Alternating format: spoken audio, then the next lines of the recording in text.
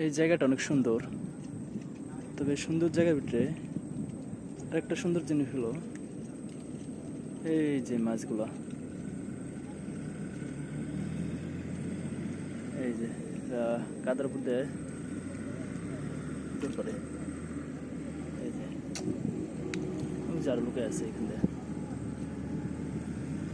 মাছগুলো খুব চতুর, এগুলো ধরা যায় না সহজে।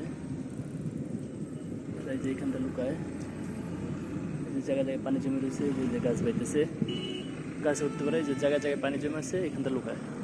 অসংখ্য পরিমাণ মাছ এখানে আছে, চারপাশে হাঁটলে শুধু এগুলোই দেখা যায়। অনেক সুন্দর মাছগুলো, অনেক অনেক অভাব নাই এখানে। এই যে